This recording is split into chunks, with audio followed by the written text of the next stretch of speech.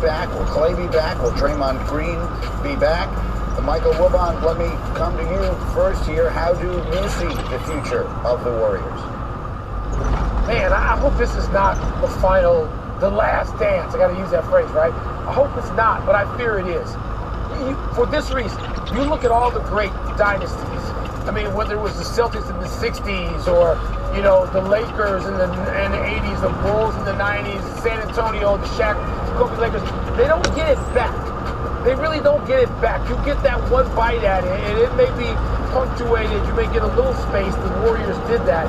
There's so many young players coming, Greedy. There's so many young players and different teams, and there's greatness out there all over the world of basketball.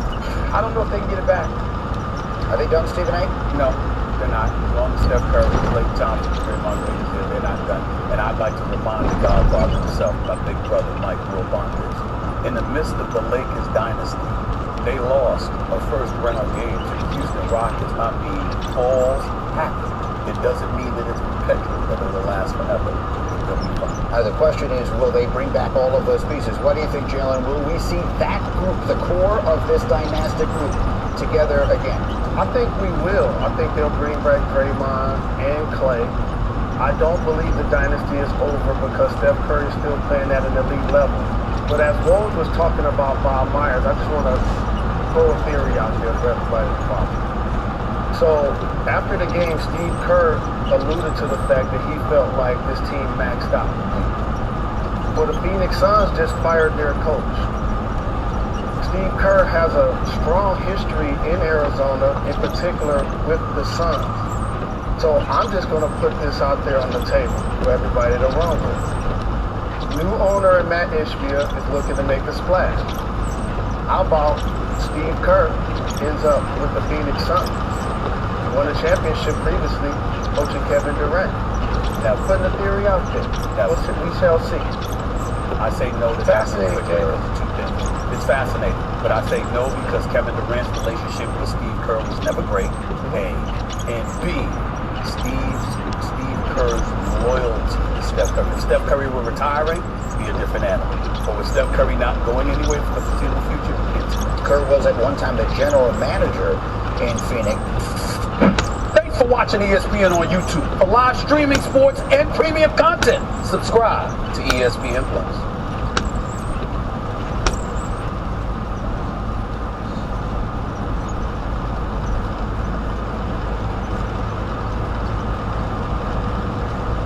It is not clear when the video was taken. The Grizzlies released a statement this morning. You see it here.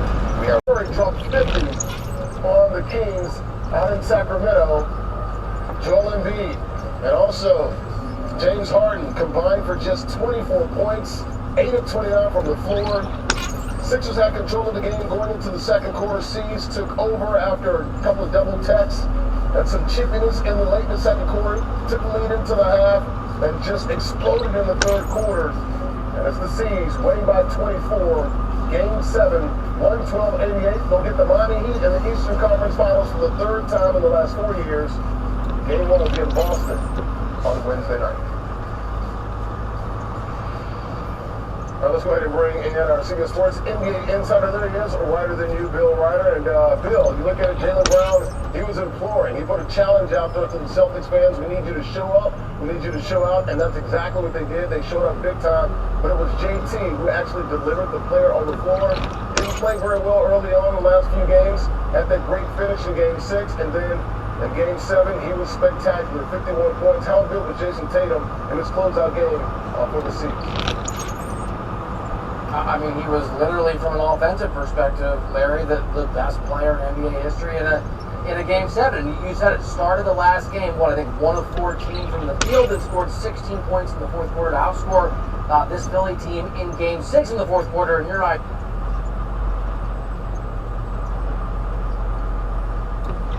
Kept it rolling, that momentum, that swagger. And just a reminder, this is one of those guys. It's such a juxtaposition between his confidence and what we saw from Harden and Embiid. He struggled early on in Game 6, didn't matter, believed in himself, thought he was the man, proved that he was in the fourth quarter of the last game, and certainly proved again that he was in this decisive Game 7. He was incredible.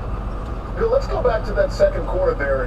Sixers were up 8. James Harden, he's going in, gets the foul there, the flagrant foul. He slaps Jaylen Brown across the face. Sees go ahead and score 8 straight, tie the game up, and then there was a double tech there with Jaylen Brown getting his leg grabbed on the bench by Niang there, George Niang. And then the siege just took off from there. It seems like that was the inflection point in this game. What were your thoughts there with that, how chip it got and how it seemed like that drove the Celtics to this victory here going into the second half? I mean, it's always going to get chippy in a game 7 between these two teams, but you're right. A player on the bench grabbing the leg of another player. We've seen a lot of things, Larry, and maybe I've just missed it, but I cannot remember having seen that before. I think what we're talking about here is the Celtics were able to respond to the intensity and the stress and the anger and the frustration, which was certainly epitomized by the things you're talking about. And this Sixers team, they were not. I mean, this is a team, a Sixers team, that were up 3-2. We knew it was going to be a battle.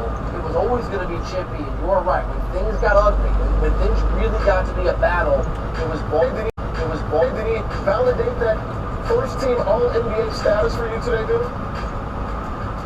Yeah, I thought he proved it earlier. I mean, I put him on my NBA All-First team. He was, I think, if I remember right, Larry, 5th on my MVP ballot. There are 5 names that go on those official ballots. He's been one of the best players in the game. Wow, what Jason Tatum did say. He said it accurately. He said it with truth.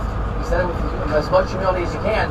He is one of the best players on the face of the earth. He literally himself, single-handedly, had the best offensive performance in the Game 7 in NBA history and helped carry the Celtics team, not just in the conference finals, but a humiliated victory, a beatdown against this piece of short. Yes, he's outscored the Sixers 33-10 during that decisive third quarter to go ahead and win this game to cruise and win by 24. Look at the Sixers. Wow, Embiid and James Harden combining for just 24. Embiid with just 15. 8 of 29 from the floor combined. How much trouble were the Sixers in when you got your 2 best players there, Phil? Bill didn't really bring it for the Phillies there in Boston in Game 7. Yeah, hard to win when one of your best players is playing like, excuse the term, trash. That's what happened. And we had their 2 best players. They were awful. And we've seen this story before. We've seen it from James Harden. I think we're starting to see a bit of a pattern from Joel Embiid. We've seen it from Doc Rivers' coach team. There's a history here, and this was an opportunity, certainly for Harden, certainly for Doc Rivers, the head coach, and I think, Larry, to a degree, for Embiid, who obviously just came off his first MVP, to change that narrative, to change that reality, to change that pattern. And not only did they lose, which happened, they're playing a good Celtics team, but they were both those players awful. That team had absolutely no fight. As we see from the final score, if you watch the game after the first half, they got absolutely destroyed. I know we throw this word around. This is an embarrassment for the Sixers. It's an embarrassment for the offense. It's an embarrassment for the coaching staff. It's an embarrassment for those 2 stars. It's an embarrassment for everyone associated with Philadelphia because they absolutely faded and just were I mean, the effort was lacking. The intensity was lacking. They were awful, Larry, and there's no excuse for that kind of performance in the Game 7. You look at Joel Embiid during his tenure there, the Sixers have not gotten past that second rounders of the conference semis. You look at it going into the offseason, you look at Doc Rivers, he's been there a handful of years now. Game 7, the NBA got the most losses as well. Now 6-10, that's 10 losses in Game 7s in NBA history. No other coach has more than that, Bill. Looking in the future there, how much trouble is Doc Rivers in right now when this team can't really get past the hump? He's got an MVP, got another former MVP on the team with James Harden, and they just can't seem to get to a conference final. So this is educated speculation. I don't know anything yet officially. I don't have any reporting, Larry, but I would be stunned.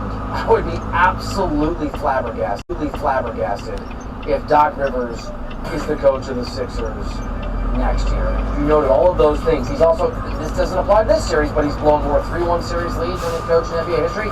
Almost as many, I believe, in his 3-2 series leads. It does apply to this series as any coach in NBA history. When his teams that he coaches have an opportunity to win a game, to advance in any playoff, they've won about 33% of those games. They obviously lost this game tonight. And remember, Daryl Morey, who's the president of basketball operations in Philadelphia, did not hire Doc Rivers. Doc Rivers left and was fired from the Clippers. He got this job, and then they hired, in effect, his boss. So we'll see. We will certainly see what Daryl Morey decides to do, but I would be stunned if Doc Rivers is coaching the Sixers next season. Wow, use the word stunned and also embarrassment for the Sixers there. That's 10 Game 7 losses for Doc Rivers. We'll see if he's going to hang on to his job there with the Sixers. All right, let's look ahead here. Eastern Conference Finals for the third time in 4 years, Bill. We're going to get C's, the green team, and of course the Heat down there in Miami. Split the previous two meetings there. Of course, the Heat winning in 2020 in the bubble, and the Speeds winning last year, Game 7 on the Miami Heat's home floor. Who do you favor going into this third and fourth, this third matchup here between the C's and the Heat? Who do you like, Bill?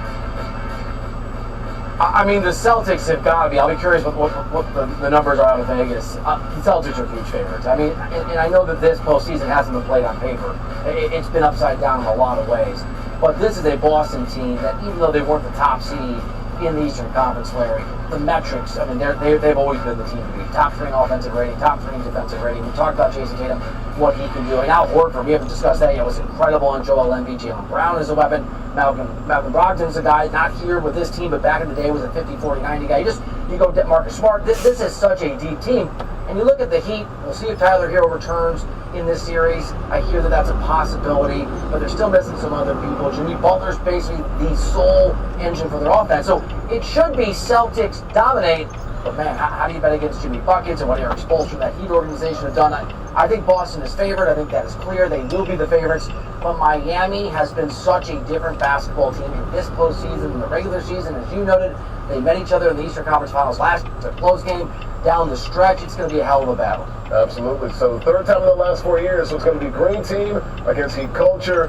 Two very good programs, and also gotta love Coach Spo down there going to the Eastern Conference Finals for the 7th time in the last 13 years. He is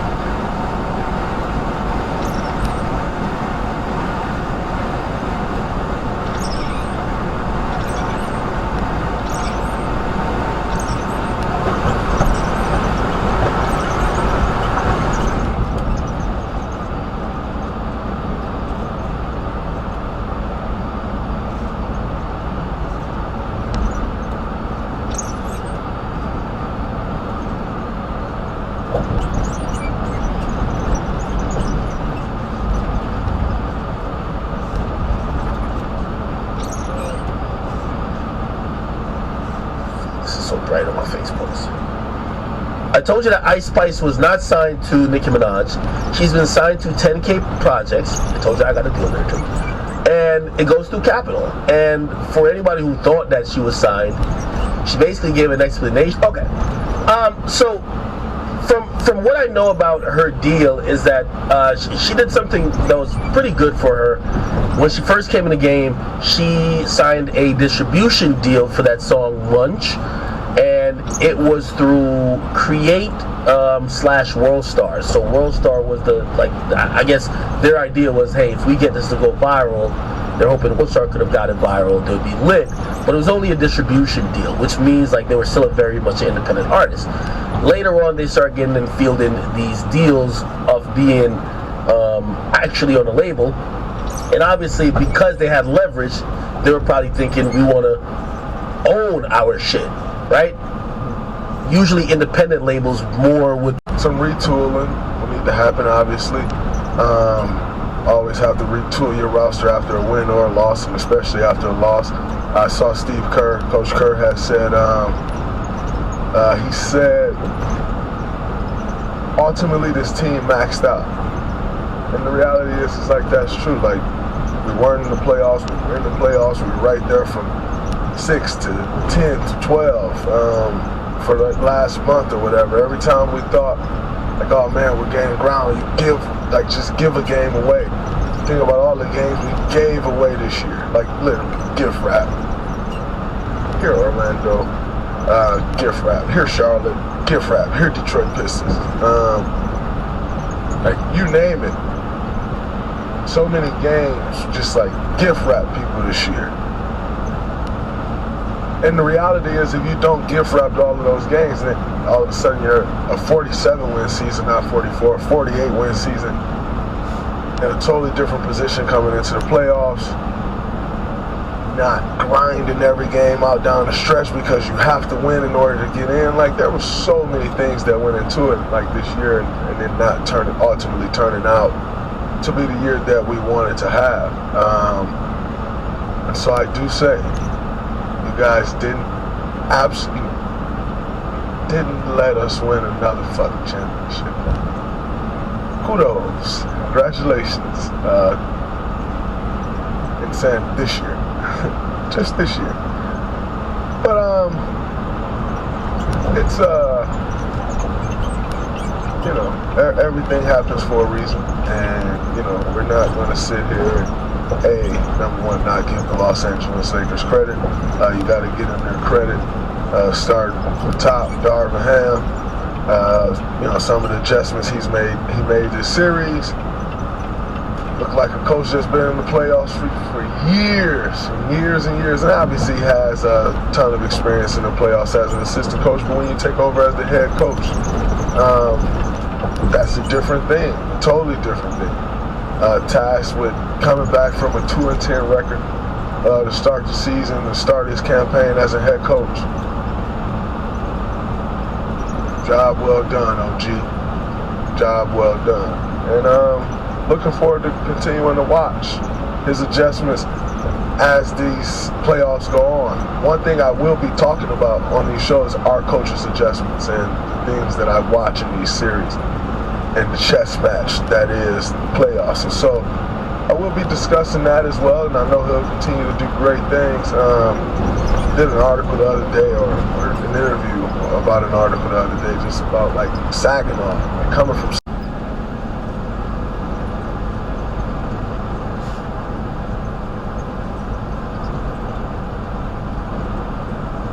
It is not clear when the video was taken. The Grizzlies released a statement this morning. You see it here. We are aware of the social media video involving John Morant. He is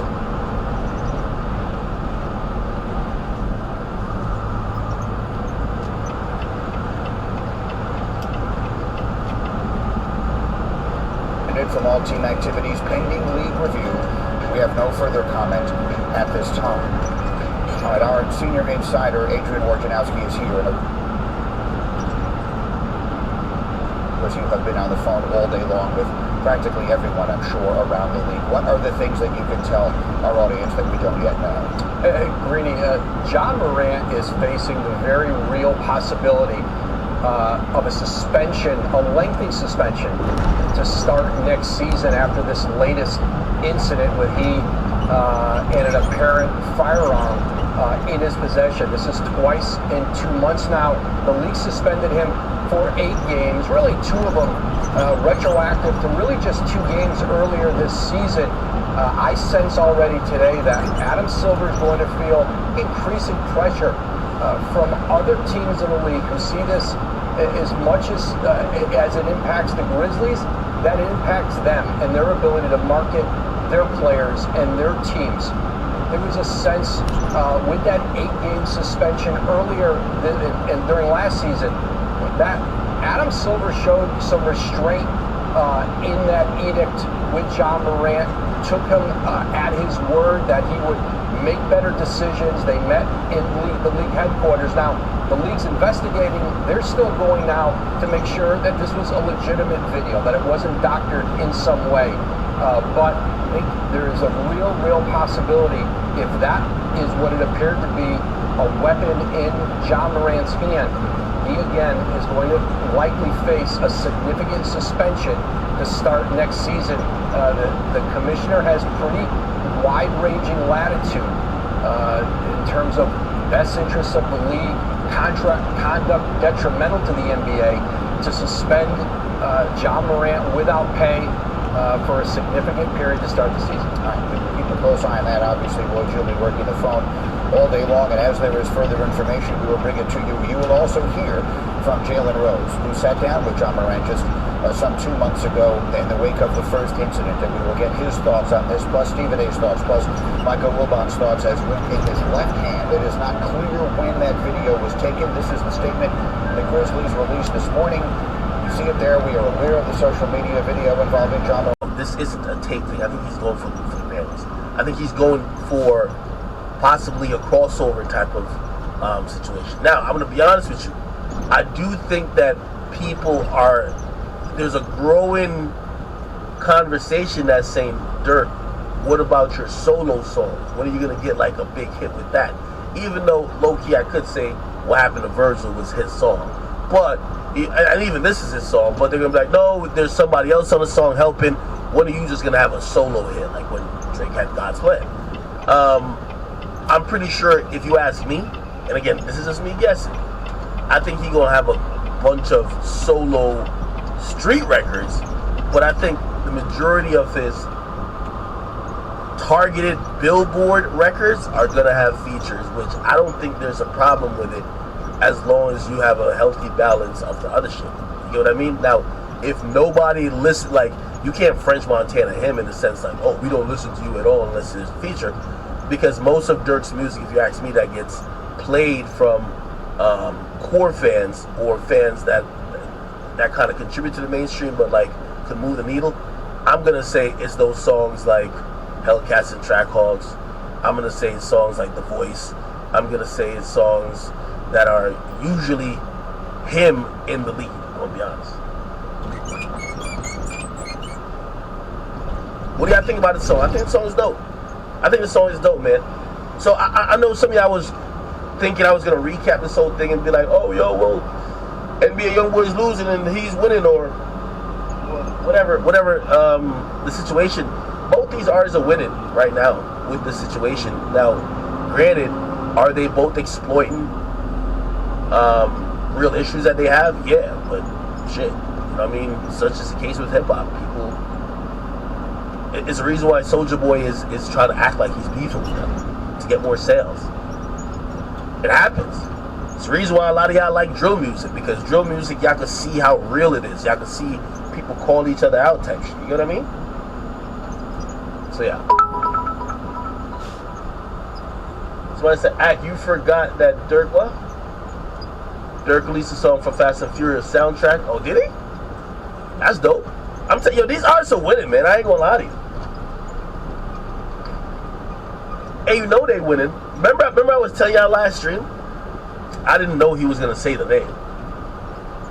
But if you go to you might have deleted it now, but I got it on my page. Like, Dirk had sent me the screenshot before. He was just like, that's when I was saying I talked to him real quick, and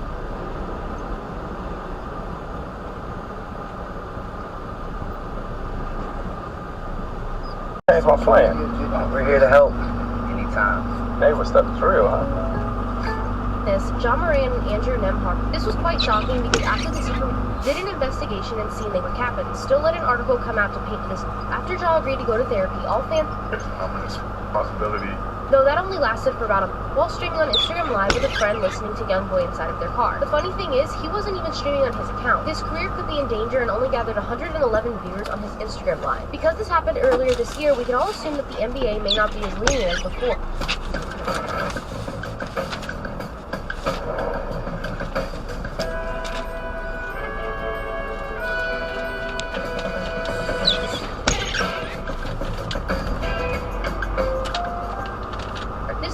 however, did come out early on Mother's Day morning. The Jaw's press team has responded with a short notice that says, "We are aware of the social media video involving Ja Morant. He is suspended from all team activities pending league review. We have no further comment at this time. This makes it seem like Ja will really be in hot water this time around." With Ja's current behavior, people are already making lots of jokes. Like, you could tell by his first interview back from suspension the first time that Ja Morant wasn't done. And Ja Morant really thinks he's NBA YoungBoy. Some fans are... I was in college, but I was in the league because, like I said before, I put myself in a lot of questionable positions that made a lot of poor decisions, like we see him making right now.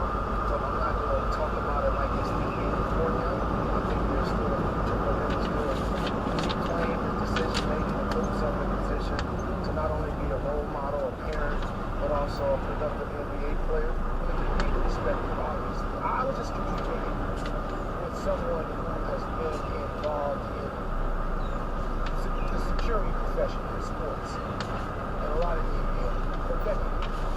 And what he said to me just now was that until Ja surrounds himself with different people who have that sense of responsibility and discipline, this is going to be the norm. And so when I hear Jalen say that this is not the end, it doesn't have to be. But this is up to Ja. This is up to him. He's old enough now to, he is not the normal 23 or 24-year-old. He's not. Because he's got all these things that Stephen A. outlined. There are people who could be around him who are going to have to leave him out of it. I mean, we hear about 4 or 5 days or 8 days or whatever in some facility in Florida. That's a joke. That's PR. And so you can try to PR your way out of this through other social media forms and all of that. The question is he going to do the work that is required of himself to get out of this and for this not to be the end? Because what's going to happen now? Nike going to pull that Three. Malcolm Brogdon, he steps into one. And then Derek White, Kalo K, everybody getting spicy. 18-0 run in 6 minutes and 23 seconds. Celtics go 8 for 12 from 3 in the third quarter alone. Boston was up. Tatum, he finished 6 of 10 on threes. He had 51 points, most ever in a Game 7. His mom, oh, she deserves them hugs. Docs, have you seen a better performance? I've seen one, and it was in this building, unfortunately, and it was LeBron. That's the only time I've seen a performance like that live. I'm glad that I haven't seen many. But yeah, I've seen one. And Tatum was not only unbelievable, he played just hard defensively. And he didn't take a lot of bad shots. You know, I thought he got him in rhythm and he played great overall tonight. JT just got it going and get out of that man's way. He just got it rolling. And there's nothing they could do to stop. They started trying to double team him, and it just gave open looks to other guys. And when JT's playing like that, we're going to be extremely hard to beat. But way to step up, great performance by Jason. I think everybody should go buy some of them new JTs that he just dropped. Doc Rivers now owns 10 losses in Game 7. That's twice as many as any other head coach in the NBA history. He's lost 5 straight Game 7s, and no other coach has more than 5 total. NBA Countdown crew, your thoughts? All right, and so with Jalen Rose and Stephen A., a completely one-sided second half, and the Celtics go on to the Eastern Conference Finals. What was your number one takeaway, Stephen A.? Actually 3. Sorry, I can't give you one. This performance likely cost Doc Rivers his job in Philadelphia. I say that, I don't wish it, I don't want it, I don't think he deserves it, but I think that will happen. Number 2, it might cost Daryl Morey his job, especially if he thinks about giving James Harden a long-term deal. And number 3, James Harden was so awful, so bad, he should actually shave his beard so he could hide his identity. That's how bad he was. I mean, it was really, really bad. I say that in all seriousness, I'm not joking. I worked in Philadelphia for 17 years. It was that bad, I'm telling you right now, it would be difficult for him to walk the streets. You don't do what you saw him do on Sunday afternoon in a Game 7. And the idea of his going to Houston, which has been bandied about. Slim to none. Listen, first of all, they ain't giving him no max deal. They ain't giving him a major long-term deal. If he went there, it would be for 2 years at best. I can assure you, this performance right here turned a whole bunch of people off about James Harden.